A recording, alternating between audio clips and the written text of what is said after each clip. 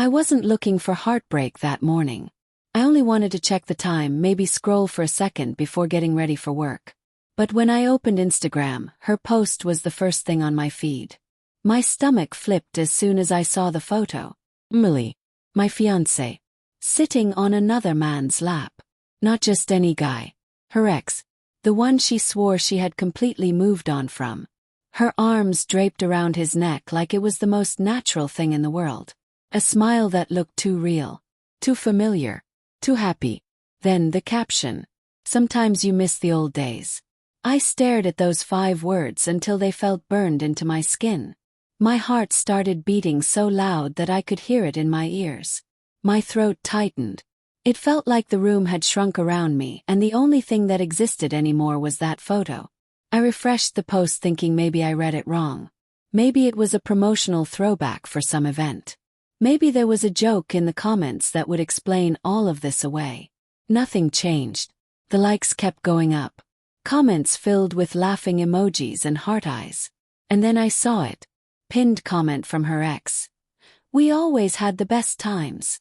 She'd replied with a winking emoji. That was the moment something inside me cracked. I took a screenshot, set my phone down, and just stared into space for a while. My chest was so tight that it hurt to breathe. My fiancée, the woman I wanted to spend forever with, was out there telling the world she missed a life that didn't include me. For a second, I told myself there had to be a reasonable explanation. A misunderstanding. Something. But deep down, where truth lives even when we try to bury it, I knew this wasn't the first red flag. It was just the first one she couldn't take back or hide. Late replies. Constant phone face down on the table. Inside jokes with co-workers I'd never met. The cold distance between us at night. I had doubted myself before. I had convinced myself love meant trusting without asking questions. Now I wasn't sure if love had just made me blind. I didn't text her. I didn't call her. I needed to think before words turned into something I couldn't undo. Instead, I grabbed a pen and pulled out my notebook from the nightstand. I didn't know what I planned to write. But once my hand touched the paper, the truth started spilling out like ink that had been waiting too long to escape. I called it Reasons I Deserve Better. I wrote one thing at first, then another. Soon the list kept growing, my handwriting turning messy with emotion. I show up for her. Put us first. Care about what she feels. I trust her even when it hurts. She doesn't do the same. The tears came before I noticed them. Dropping on the page, smudging the ink. But I didn't stop writing. I wrote through every painful realization, every memory that now stung instead of comforted. By the time I reached reason number 25, my hands were shaking. I deserve someone who chooses me. The rest of the day at work was a blur. My co-workers talked to me and I nodded without hearing them. My phone buzzed twice. Millie. I didn't open the messages. My disappointment already had enough oxygen to burn. When I got home, she was sitting on the couch, pretending to scroll her phone. She looked up as soon as the door closed behind me. Hey babe. How was? I didn't let her finish. I pulled out my phone and held up the screenshot. What's this? Her face drained of color. That was just a joke, she said too quickly. It's an old photo. And the caption. It's a song lyric. No, it's not. She swallowed hard. Her eyes darted everywhere but me. We were just reminiscing. It was stupid, okay? He's going through a tough time, and I thought making him feel good for a second wouldn't hurt anyone. My heart felt like it was splitting apart inside me. It hurt me. She stood up, came closer, reaching for my arm. I didn't mean it like that. You know you're the one I want. Do I? My voice cracked. Because that picture says something different. The way you smiled there. I haven't seen that smile directed at me in months. She froze. Her hand lowered slowly. I waited for her to deny it. But she didn't. Instead, she whispered, I don't know what's wrong with me. Lately I feel like something's missing. Not from you. From me. And he reminded me who I used to be.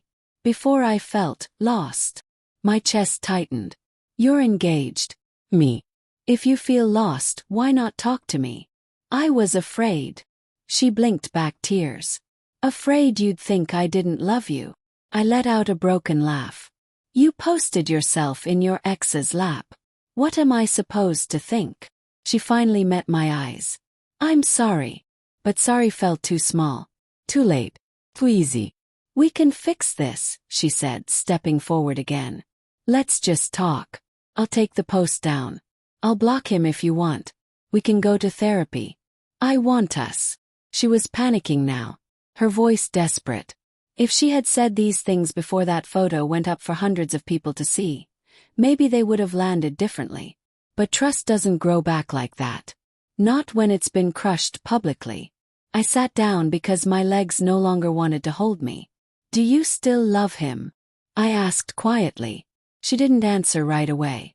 That silence told me more than any words could. My eyes burned, a mix of sorrow and clarity. I looked at her one last time as if memorizing the woman I thought she was. The woman I wanted so badly to believe in. Then I pulled out the notebook and ripped the page free. I folded it carefully, smoothing the creases with my hand. I stood and placed it on the coffee table in front of her. What's this? She whispered. Everything I learned today.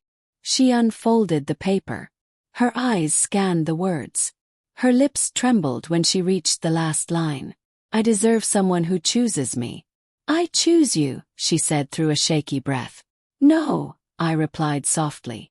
You choose the attention, the nostalgia, the idea of who you used to be. I'm just the safety net you kept around until something better came along or your old life called again. She started crying. Please don't do this. Messed up. I know I messed up. But I can't lose you. You already did, I said. It was the hardest truth I'd ever spoken. The minute you decided your past was worth more than our future. She sobbed as I walked to the door. I paused, gripping the handle, wishing reality didn't hurt this much. I hope you find yourself, I said without turning around. But I'm done losing me. When I stepped outside, the night air hit me like a cold wave. I was shaking. Not from the chill. From everything I had just let go of. There was no victory in this ending. Only an aching kind of peace. I looked up at the dark sky and told myself the list wasn't just reasons to leave. It was reasons to believe I'll be loved the way I love. And for the first time in a long time I felt like I deserved that.